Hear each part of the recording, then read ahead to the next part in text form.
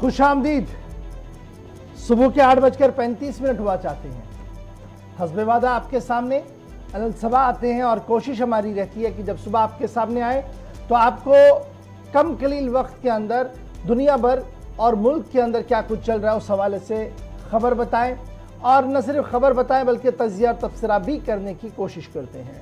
आज भी हस्बे दस्तूर और हस्बे वादा आपके सामने है सुबह सुबह। और याद रखिएगा, जब आज आपके सामने है तो तारीख आज 30 तारीख है, यानी आहिस्ता आहिस्ता करके एक और महीना हमसे रुखसत पजीर हुआ चाहता है। और हर दिन की तरह हम कोशिश करते हैं कि आपको माजी की भी बात बताते चले, हाल में क्या कुछ हो रहा है उस पर भी गुफ्तगू करें, और मुस्तकबिल में सियासी पंडित क्या कुछ कहते हैं उस पर भी गुफ्तगू करने की कोशिश करते हैं। 10 बजे तक इस ट्रांसमिशन को आप देखते रहिएगा।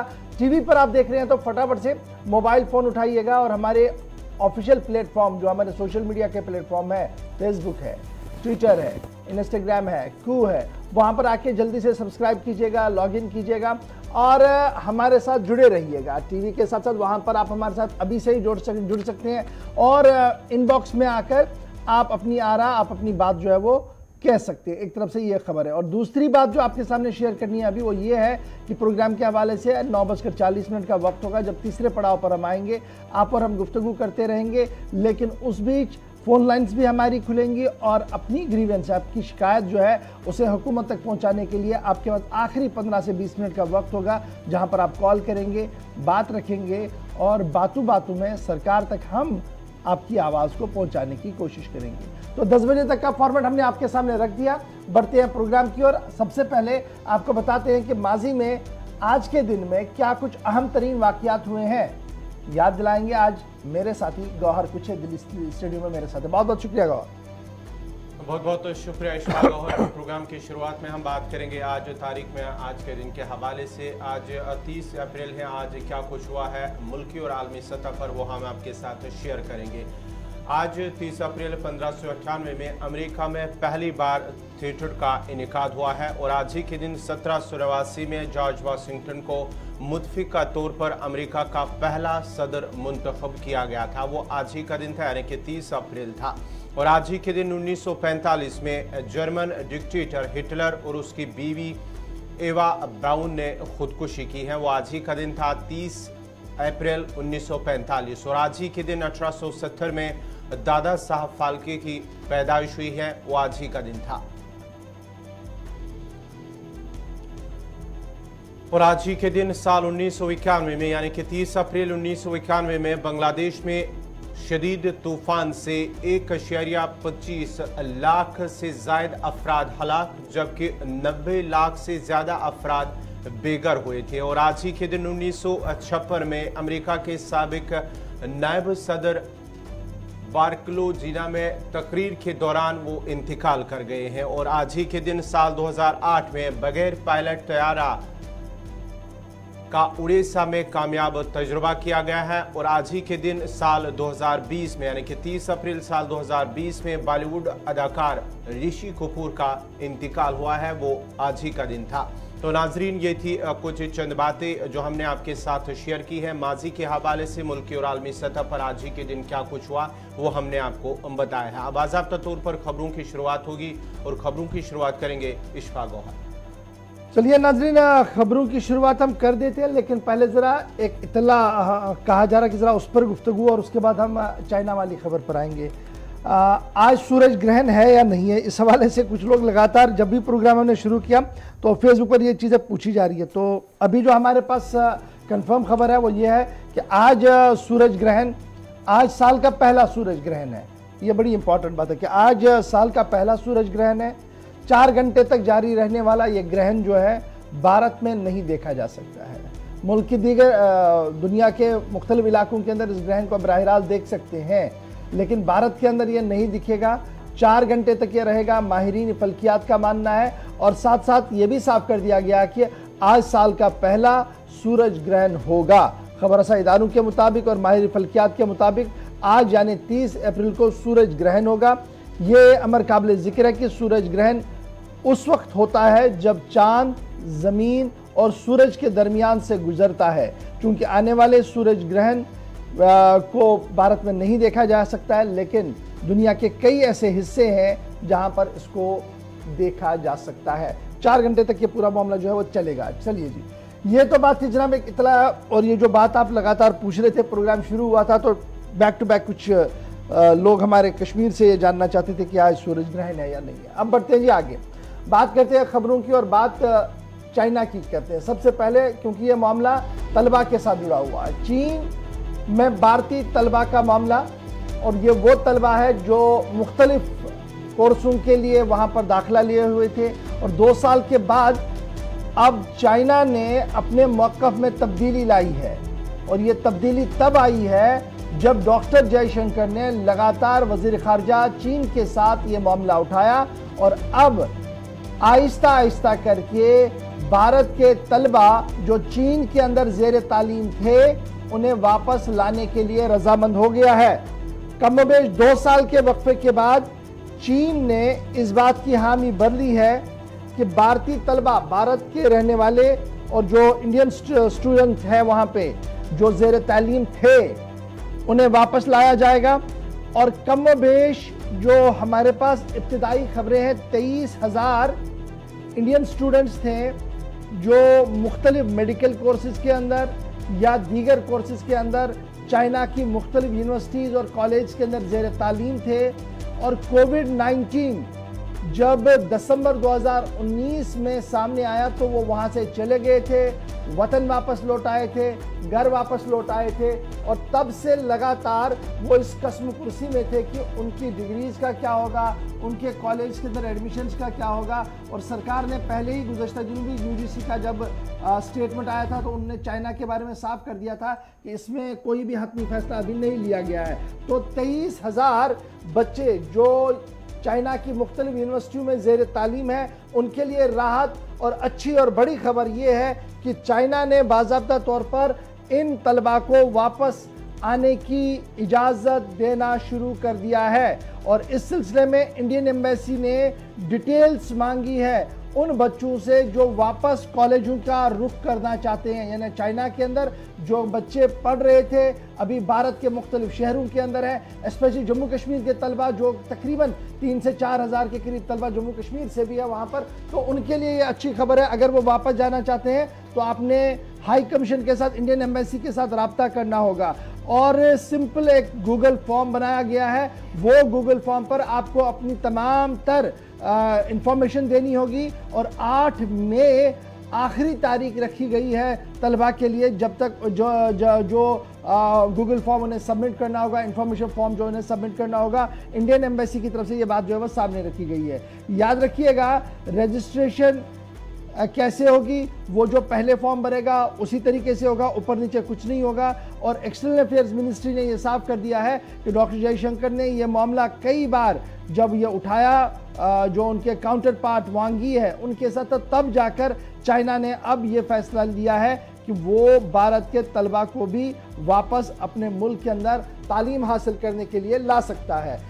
23,000 बच्चे, याद रखिएगा 23,000 बच्चे इस वक्त मुख्तलिफ कॉलेज के अंदर एडमिट हैं, यानी उनके दाखिले हो चुके हैं। और पिछले 2 साल से न तो वो ऑनलाइन कर पा रहे थे न कुछ कर पा रहे थे, लेकिन अब उनकी मुश्किलें आसान होती हुई नजर आ रही है। चाइना ने सिर्फ भारत के साथ ऐसा मामला किया था नहीं जी, अब फैसला ये हुआ था, जो चाइना की विदेश मंत्रालय है वो ये बता रहे हैं कि पिछले 2-3 महीनों के दौरान जो चाइना फ्रेंडली कंट्रीज हैं, यानी चाइना की जो दोस्त ममालिक हैं जिनमें पाकिस्तान है, थाईलैंड है, सोलोमानिया है और दीगर श्रीलंका है और कुछ और मुल्क हैं, उनके लिए जो तलबा वहाँ पर थे उनको वापस पहले ही लाया गया था।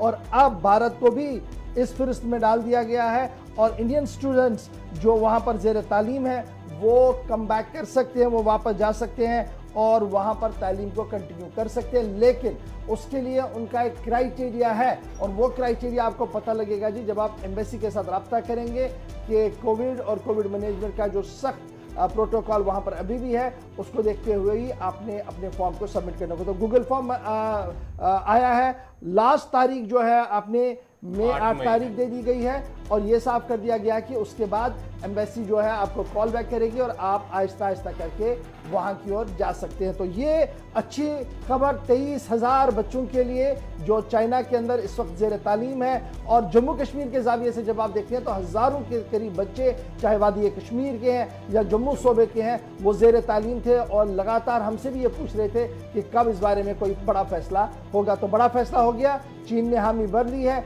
8 तारीख तक की डेट आ गई है। तो फटाफट से फॉर्म भरिएगा, तैयार हो जाइएगा अब रूटीन का काम करने के लिए और तालीम को मुकम्मल करने के लिए। जी गौहर जी।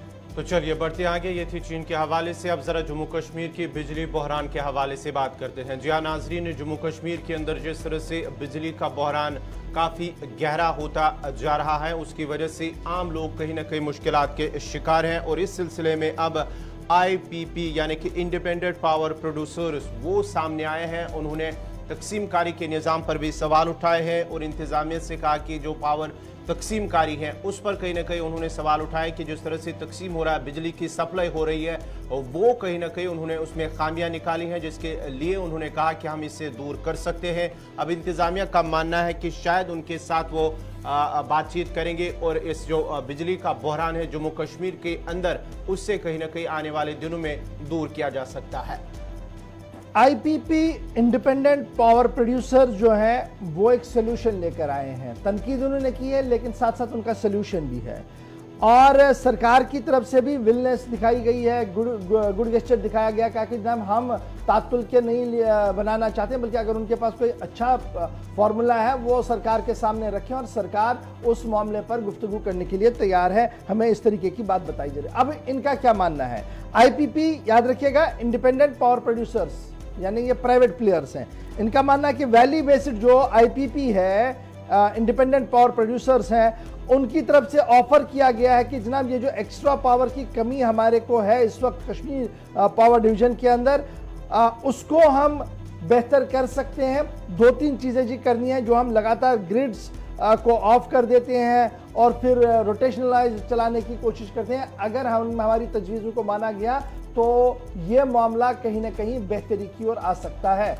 एक तरफ से ये वो मान है, दूसरी तरफ से ये भी वो मान रहे हैं कि मुल्क भर के अंदर इस वक्त बहरान बना हुआ है, बिजली का बहरान।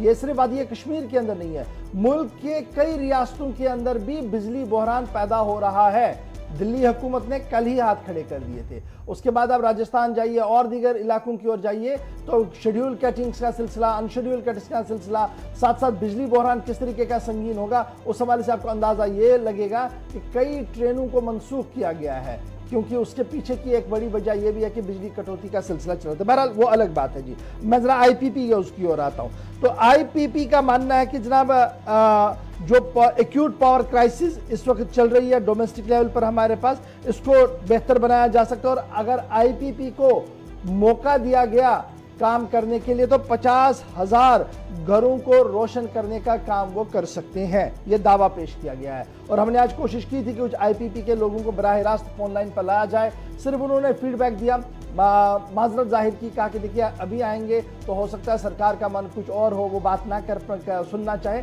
लेकिन हम आपको एश्योर करते हैं IPP वालों को, ये जो पावर प्रोड्यूसर्स है, आप जनाब जाएं सरकार से रब्ता करें, आपके लिए दरवाजे खोल दिए गए हैं, ये हम आज आपको एश्योर कर देते हैं जी। दूसरी बड़ी बात जो कहा गया है कि जनाब जिस तरीके से चलाने की कोशिश की जा रही है ये दरअसल मिसमैनेज हो रहा है, जिसकी वजह से सूरत हाल ये बन रही है। कहा गया कि माजी में भी इससे अबतर सूरत हाल थी, लेकिन सिस्टम को एनरोल रखा गया था और कई चीज़ें दिक्कत के बावजूद भी चल रही थी। इस बार जो सिचुएशन बन रही है ये मिसमैनेज हो रहा है, और ये मिसमैनेज जब हो रहा है कहाँ पर हो रहा है? टेक्निकल लेवल पर हो रहा है और नॉन टेक्निकल लेवल पर हो रहा है, जिसकी वजह से सूरत हाल अबतर हो रही है।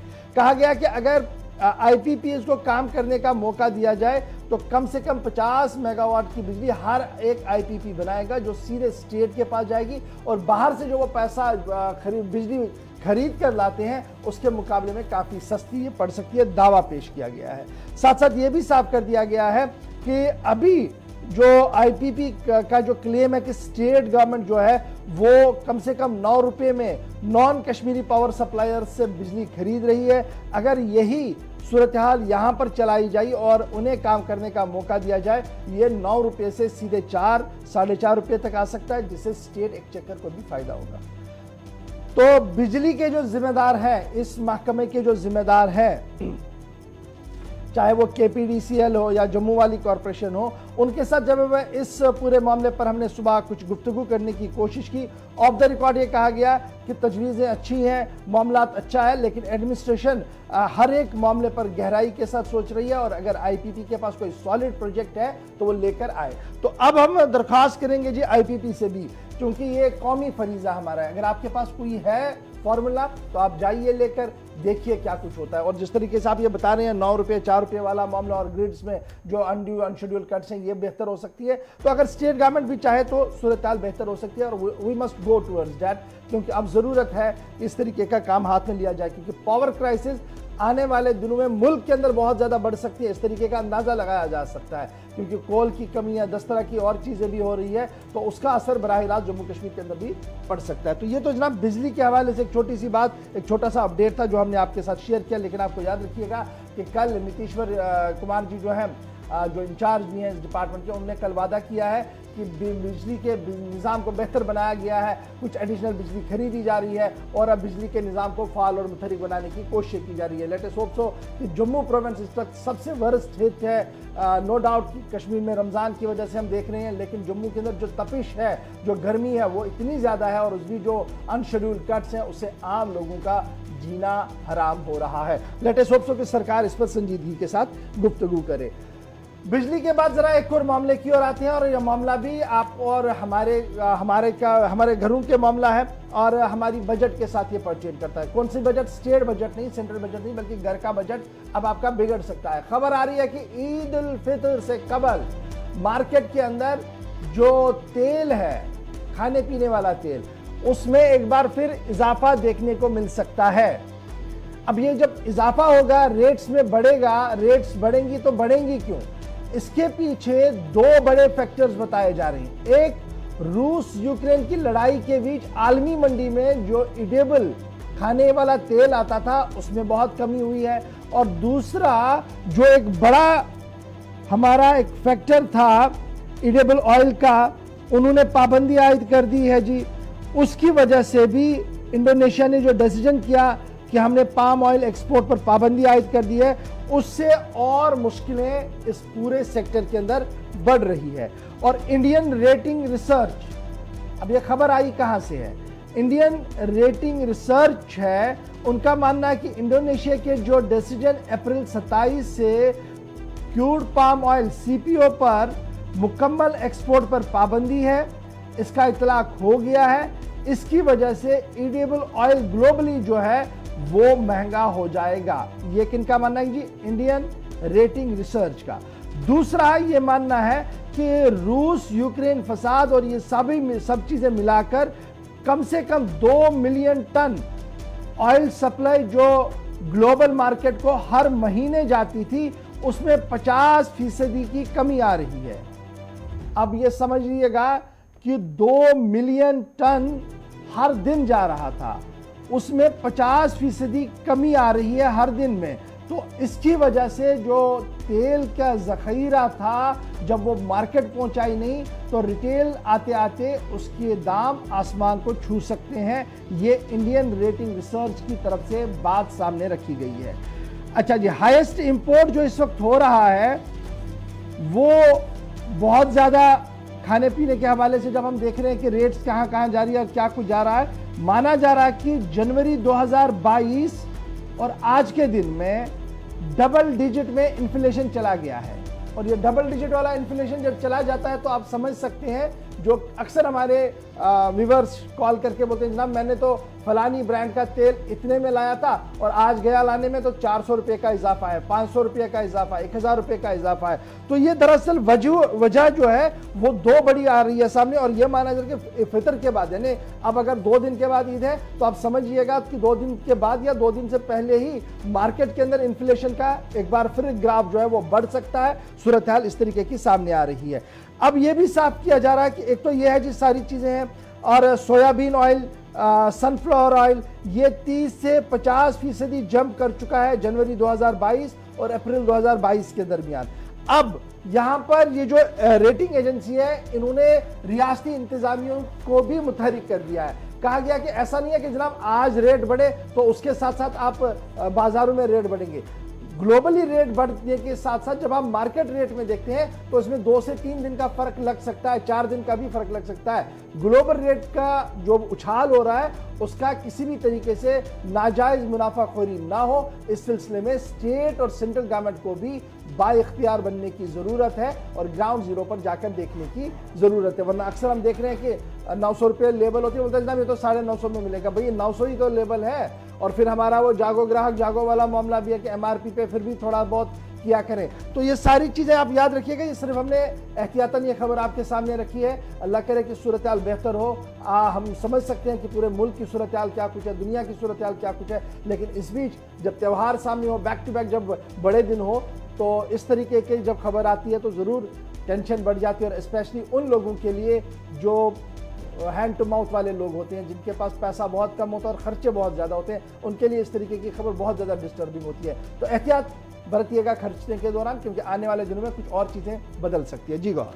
तो चलिए, जहां ये मार्केट के हवाले से खबर, अब जरा एक और बड़ी खबर जिसकी वजह से वादी के लोग कहीं ना कहीं परेशान हैं दहशत में। और वो दहशत की वजह क्या है? कुत्तों की, आवारा कुत्तों की भरमार की वजह से वादी कश्मीर के मुतअद्दिद इलाकों में आवारा कुत्तों की वजह से जो दहशत फैली हुई है, उसकी वजह से आम लोग कहीं ना कहीं परेशान हैं, वालिदैन परेशान हैं, क्योंकि सुबह सुबह जब बच्चे निकलते हैं तो ये खतरा लाहक रहता है कि बाहर जो कुत्ते हैं उनकी वजह से कहीं ना कहीं मुश्किलात का सामना ना करना पड़े। वादी के अंदर मुतअद्दिद इलाकों में आवारा कुत्तों की वजह से जो दहशत मची हुई है, उसकी वजह से अब न सिर्फ मकामी लोग बल्कि आने वाले सयाह भी उनके शिकार हुए हैं। जी हाँ नाजरीन, गुज़श्ता रोज़ वादी के अंदर यानी कि श्रीनगर और दीगर मुतअद्दिद इलाकों में जहाँ पर तकरीबन 40 के करीब अफराद, जिनमें से 17 सयाह भी शामिल हैं, वो आवारा कुत्तों के निशाने पर आए हैं। उनकी वजह से उन्होंने उन पर हमला किया है, जिसके नतीजे में 39 अफराद जो है वो जख्मी हुए हैं, जिनमें से 17 सयाह भी शामिल है। श्रीनगर के बछवाड़ा इलाके में यानी कि डलगेट के इलाके में वहाँ पर 17 सयाह जो है वो जख्मी हुए हैं। आवारा कुत्तों ने उन पर हमला किया, जिसके नतीजे में वो जख्मी हो। ये सिर्फ कल का वाकया नहीं है जहाँ पर 39 लोग जख्मी हुए हैं, बल्कि मुतअद्दिद इलाके ऐसे हैं जहां पर हर रोज आवारा कुत्तों के हमले, जिनमें से बच्चे, बूढ़े, ख्वातीन सभी उनके शिकार होते हैं। और दूसरी तरफ अगर हम बात करेंगे, श्रीनगर में म्युनिसिपल कॉरपोरेशन की जानिब से जो कहा गया था कि हम नसबंदी के हवाले से एक मुहिम शुरू करेंगे, लेकिन अभी तक जमीनी सतह पर ऐसा कुछ देखने को नहीं मिला है। और कहीं ना कहीं लोग भी कॉरपोरेशन के इस इकदाम पर सवाल उठा रहे हैं, अगरचे उन्होंने ये भी कहा था कि नसबंदी के हवाले से मुहिम शुरू करेंगे ताकि लोगों को राहत मिले इन आवारा कुत्तों से, लेकिन अभी तक जमीनी सतह पर ऐसा कुछ देखने को नहीं मिला है। इंतहाई अफसोसनाक वाकया है जी। ये जो खबर है कि 40 के करीब लोग जख्मी हुए हैं और 17 सयाह इसमें हैं। और ये कहाँ पर हुआ जी? सिर्फ डलगेट के एरिया में। और मेरे ख्याल से घाट नंबर 5-6 के आसपास की एक कहानी है जहाँ पर यह पूरा इंसिडेंट हुआ है। तो 6 महीने गुजर गए हैं। एक तो ये कल का इंसिडेंट जो हम आपको बता रहे हैं, लेकिन 6 महीने पहले श्रीनगर म्युनिसिपल कॉरपोरेशन ने एक दावा पेश किया था। और दावा यह था कि डॉग स्टरलाइजेशन यूनिट श्रीनगर के अंदर कायम किया जाएगा नसबंदी के हवाले से। लेकिन अल्लाह बेहतर जाने कि हुकूमत वादे तो करती है, प्रेस रिलीजेस जारी करती है, लेकिन अमली मैदान में जब उसको परखने की बारी आती है तो पता लगता है वो निश्तम, गुफ्तम और बर्खास्तम तक ही रही थी। वो मीटिंग उधर ही तक रही थी, वरना हुक्म हाकिम होता तो उसका इतलाक शहर के अंदर होता। यह हुक्म हाकिम जो है यह सिर्फ दरवाजे की नोक तक चलता है, दरवाजे की दहलीज तक चलता है, उसके बाद इसका इतलाक ही नहीं। 6 माह पहले म्युनिसिपल कॉरपोरेशन ने वादा किया था कि डॉग स्टरलाइजेशन मुहिम को बड़े पैमाने पर लिया जाएगा। अगर वो किया गया होता तो शायद शहर श्रीनगर नहीं बल्कि अब शहर गांव के अंदर ये परेशानी है। लेकिन अब की बार सयाह निशाना बना है, और सयाह जब निशाना बनेंगे तो आप समझ सकते हैं कि वो यहां से किस मैसेज को लेकर बाहर जाएंगे कि शहर का खूबसूरत तरीन इलाका डल लेक, जिसको देखने के लिए बेपनाह बेकरारी होती है जी, बहुत ज्यादा बेकरारी सयाहों को होती है, लेकिन जब चलने की बारी आए तो आवारा कुत्ते इतने खतरनाक कि ना आम आदमी सेफ है और ना ही हमारे मेहमान सेफ है। क्या मैसेज लेकर जाएंगे म्युनिसिपल कॉरपोरेशन? आज जरा इसकी वजाहत करें कि क्या वजह है कि आपके 6 माह पुराने वादे को अभी तक आप पूरा नहीं कर पाए। और बाबाए शहर साहब भी अपने ट्विटर लाइन पर जरा जाएं, जब दोबारा टेक ओवर किया था तो 5 वादे किए थे। उन 5-6 वादों के अंदर एक वादा यह भी था कि शहर को इन आवारा कुत्तों की परेशानी से निजात दिलाया जाएगा। शायद बाबाई शहर वो ट्विटर भूल गए हैं, हम नहीं भूले हैं, क्योंकि हमारे पास आज भी वो स्क्रीन कॉपी है जिसमें ये वादा किया गया था। तो लेटेस्ट होप सो कि जनाब बेहतर हो, लेकिन बहुत बुरी खबर है। और मेडिकल सुप्रिटेंडेंट जो SMHS के हैं उन्होंने इस बात की तस्दीक की कि 40 के करीब लोग जो है वो रात को लाए गए जी, जो जख्मी हुए थे कुत्तों की इस हड़बंग की वजह से, और प्रेजेंटली उनमें कई लोग जो है वो जेर इलाज है और कुछ लोगों को वापस भी भेज दिया था। लेकिन इन 40 के करीब लोगों में 17 सयाह है। तो महकमे सयाहत को भी सोचना पड़ेगा कि आप जिस प्रमोशन की बातें कर रहे हैं, जिस मेहनत की बात कर रहे हैं, क्या आपका काउंटर आदमी, काउंटर पार्टी, आपका काउंटर डिपार्टमेंट क्या उतनी मेहनत कर पा रहा है? और फिर स्मार्ट सिटी का ख्वाब दिखाने वाले बाबा जो हमारे लोग हैं, बड़े अफसर हैं, वो भी ज़रा गौर करें कि क्या स्मार्ट सिटी इसी को कहेंगे कि जहां पर हम तो महफूज है ही नहीं, और अब हमारे मेहमान जो गैर रियासती हैं, गैर मुल्की भी हैं, उनकी जानों का भी खतरा बन रहा है। तो बराए करम इसकी और तवज्जो दीजिए। आज ये 2-3 बड़ी बैक टू बैक खबरें आ रही है, नहीं चाहता था लेना, लेकिन मजबूरी है हमारी, और सरकार तक बात जाए ये भी बड़ा इंपॉर्टेंट है। अब जरा बढ़ते हैं जी आगे, बात जरा एक खबर की करते हैं, उसके बाद हमने छोटे से ब्रेक पर जाना है और बात करते हैं आर्मी जनरल की। मेजर ये जो अपने चीफ साहब हैं, चीफ साहब ने, आर्मी चीफ ने एक स्टेटमेंट दिया है, ये बड़ा इंपॉर्टेंट स्टेटमेंट है, न सिर्फ जम्मू कश्मीर के जाविये से बल्कि पाकिस्तान और अफगानिस्तान के जाविये से भी इस बयान को इंतहाई अहम माना जा रहा है। जनरल नरवणे साहब का स्टेटमेंट आया है। जी हाँ, फौजी सरबरा MM नरवानी की जानिब से एक बयान सामने आया। उन्होंने कहा कि हम पाकिस्तान के साथ बेहतर ताल्लुकात के ख्वाहिशमंद हैं, लेकिन उसके लिए पाकिस्तान को या तो दहशतगर्दी और साथ ही साथ दहशतगर्दों या मिलिटेंटों की हिमायत करना बंद करना होगा, और साथ ही साथ जिस तरह से जम्मू कश्मीर की तरफ आलमी तवज्जो मबजूल करने की कोशिश की जा रही है, उस पर भी उन्होंने ये भी कहा है कि पाकिस्तान को इस पर रोक लगानी होगी, और उसके बाद ही हम उनके साथ बेहतर ताल्लुकात अगरचे चाहते हैं, होने के ख्वाहिशमंद हैं हम कि उनके साथ, क्योंकि अगर हमसा है, उन्होंने ये भी कहा अपने स्टेटमेंट कि अगर हमसा मुल्क में कहीं ना कहीं हालात किसी तरह से सही नहीं होंगे तो उसका असर बाज़ाब्ता तौर पर एक दूसरे नेबर पर भी पड़ता है, लेकिन हम चाहते हैं कि उनके साथ हमारा बेहतर ताल्लुकात हो, बेहतर रिश्ते हो, लेकिन 2-3 चीज़ों का खास ख्याल पाकिस्तान को रखना है, उसके लिए उनको उसके लिए इकदाम उठाने होंगे।